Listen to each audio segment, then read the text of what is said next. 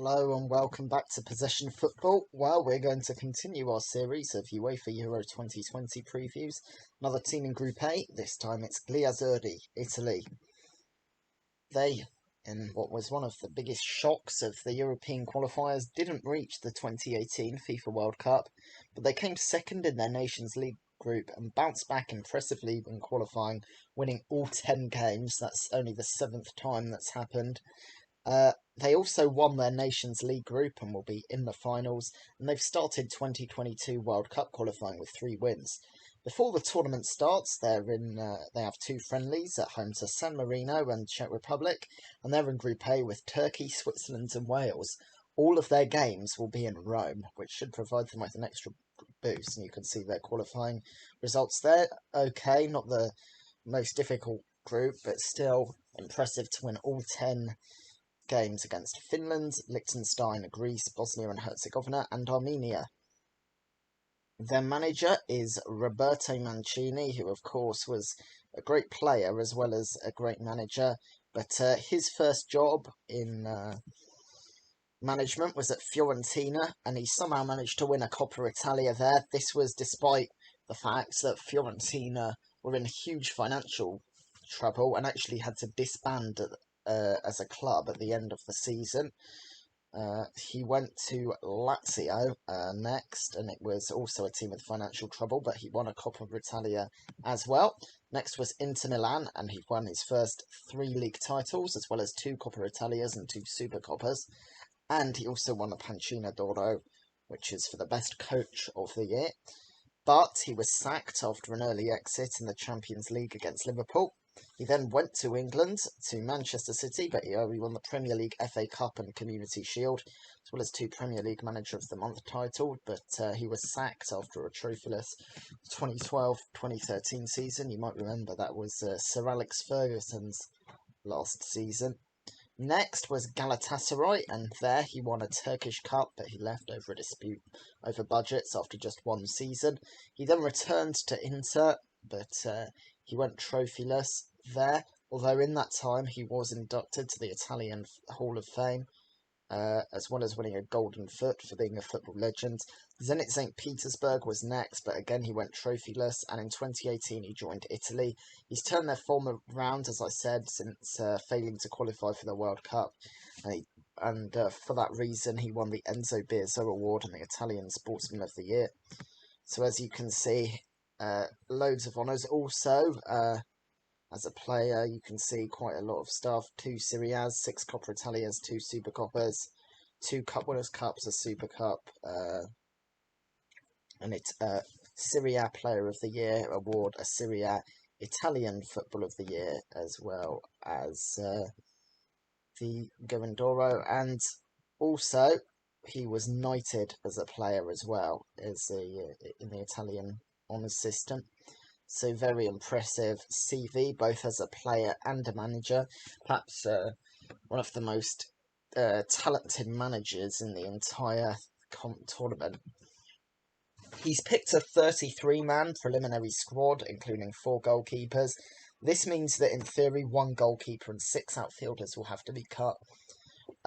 However, Emerson and Jorginho, both of Chelsea, who have to play in the UEFA Champions League final, weren't included in the squad.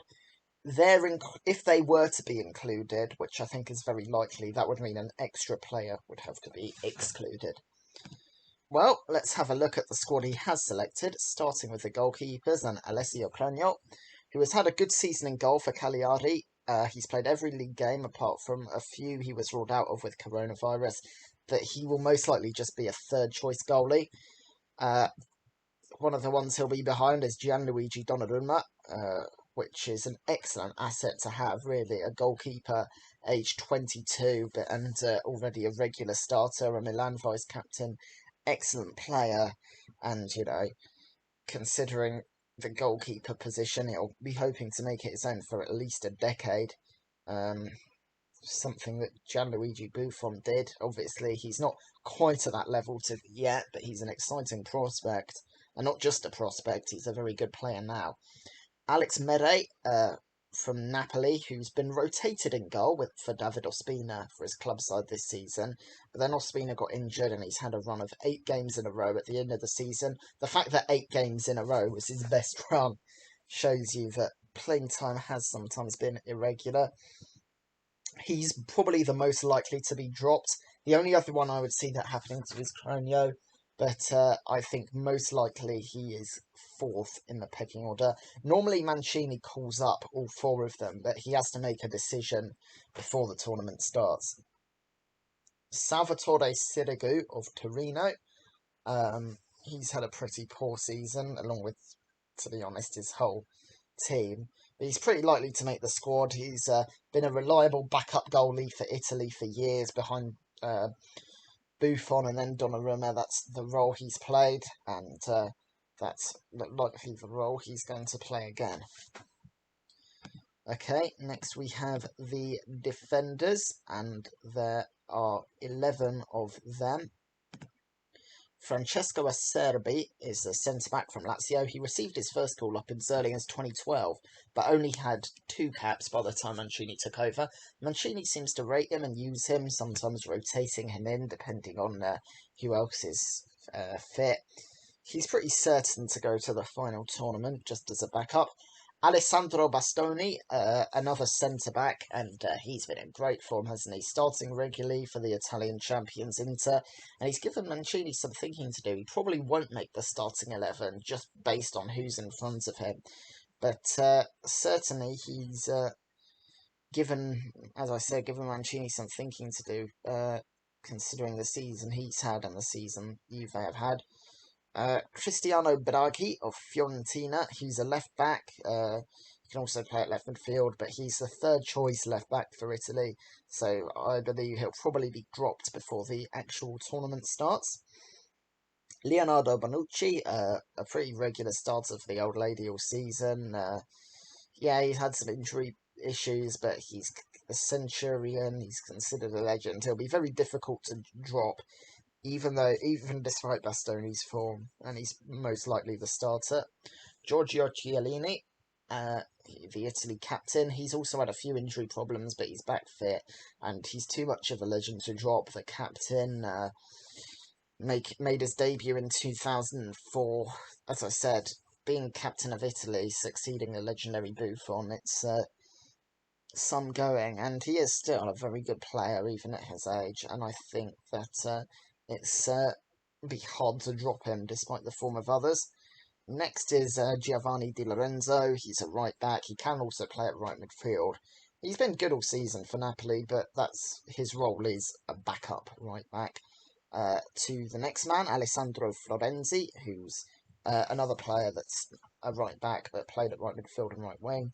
Italy's 1st choice right back, and definitely much ahead of Di Lorenzo in Mancini's thinking. Next is Manuel Lazzari, who's actually a right midfielder, but he's listed as a defender by Italy because they normally use him as a right back. It's likely that he's considered a 3rd choice right back and is cut from the final squad. Gianluca Mancini, he's a centre-back that has also played at defensive midfield. He's a regular starter for Roma, but considering that Bonucci, Chiellini, Acerbi and Bastoni all seem ahead of him, he's unlikely to make the final squad, in my view. Leonardo Spinazzola, he's mostly played at left midfield for Roma this season, but he's more of a natural left-back. He can also play as centre-back. He'll make the squad, probably as a backup behind Emerson. As I said, it's very likely that Emerson makes the Italy squad, and I think as a starting left-back. So, yeah, Spinazzola will be the backup. Finally, Rafael Toloi, who's an actual centre-back. He's actually played at right-back for his only cap, and for me, I think it's unlikely he makes the final squad.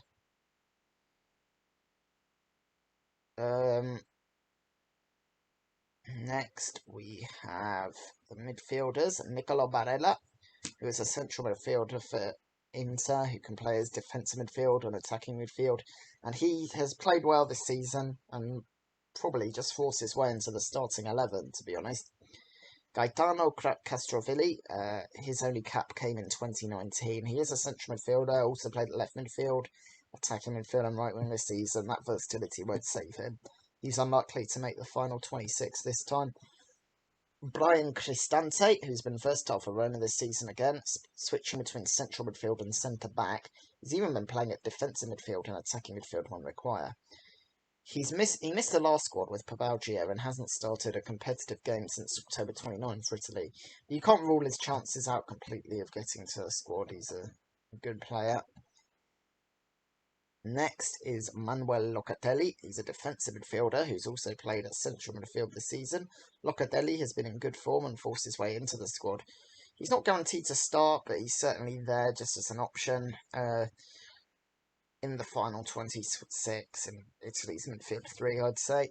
Lorenzo Pellegrini, who's the Roma captain, another central midfielder. He's often played as an attacking midfielder this season.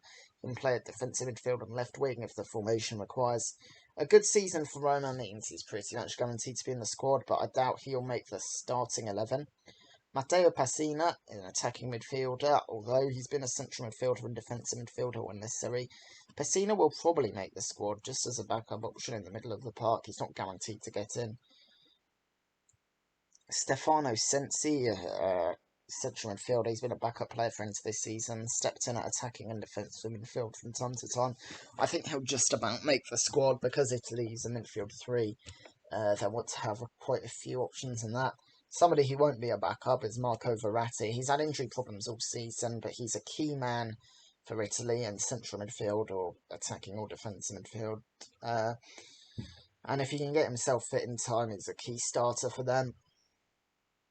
Next, we go into the forwards. Andrea Bellotti has scored 13 goals this season as a centre forward or second striker. Most of these came in the first half of the season, though he has just 3 goals in 2021. He will probably still get in the squad, but definitely as a backup option. Domenico Berardi, who's a right winger or right midfielder, he's been good all season for Sassuolo. He might get himself on the starting 11, but I don't think so. I think he'll just get a backup option, but he's played well, just given a bit of thinking for Mancini. Federico Bernardeschi, naturally a right winger, but used off the bench quite a bit this campaign. Often just being asked to fill in with wherever, left midfield, left wing, right midfield, attacking midfield. He's even played a bit at left back, and he'll probably be a backup in this campaign to this man, Federico Chiesa, another Juventus right winger. Again, he's played quite a few positions this season, left wing, right midfield, left midfield, even centre forward a couple of times. He's a regular starter for Juve. He's Italy's best right winger in my view. Yes, Berardi has been in a bit better form, but I still think Chiesa will start. Vincenzo Grifo is a left winger. He's had a pretty good season. He might just force himself into the squad as a backup. Ciro Immobile, a good season for Lazio. Obviously, Italy's best centre forward and very likely to start there. Lorenzo Insigne, another good player at left wing in his natural position. Played elsewhere a couple times, such as central forward, but again, one of the first men on the team sheet. Moise Kean, since being loaned to PSG, he's rediscovered some scoring form this season. He missed the last 2 international breaks with injury, but he's just another backup option as a striker. Matteo Politano, he's a decent right winger, but he's unlikely to make the final squad considering the options that were ahead of him. And finally, Giacomo Raspadori, who's Italy's 4th choice centre forward behind Immobile, Bellotti and Keane. I just don't think that he will make up. It's his first call-up, so it'll be a good experience for him. But I think that's as far as it goes. So, I'm predicting that Jorginho and Emerson get called up to the squad, and Mere, Biraghi, Lazzari, Mancini, Castrovilli, Cristante, Grifo, Politano, and Raspadori miss out. Actually, a late change. I think Grifo probably will make it, and Toloi will make out. It's quite a close call, but yeah, that's how I think it will be. Yeah, I'm going to stick with my judgment there. So let's go on to the style. Mancini has consistently used what was the system he inherited. To be fair, that 4-3-3 with one defensive midfielder, but quite attack-minded. It's paid off for him, though. Sticking to the style the player's known, but just, I suppose, utilising the right players better. The team is solid at the back. They've won 5 games in a row with a score of 2-0, can you believe it? They've got a favourable group, and you'd expect them to do well. The question is whether they have the firepower to beat the bigger sides, because Chiesa, Immobile, Insigne, yes, they're good players, but are they on the level of some of the other squads' attacks, such as France and England? Well, stay with us for the next month and a half. You'll find out. Of course, their next game is against San Marino, who you'd expect them to beat. But it will be interesting. Turkey, Switzerland and Wales are all tricky teams. But whether they should be able to overcome them, and they'd be hoping for at least the quarterfinals. So their best 11, Donnarumma in goal, obviously. Again, the back four, Florenzi. I do think Bonucci and Chiellini will get in. Emerson at left back, then Jorginho, Barella and Verratti in the centre of the park. Chiesa and Insigne on the wings, and Immobile down the middle. So hopefully you enjoyed that and learned something. We're going to do this for every team, both at the Euros and Copa America before the final tournament, and I hope to see you there. Thank you for watching.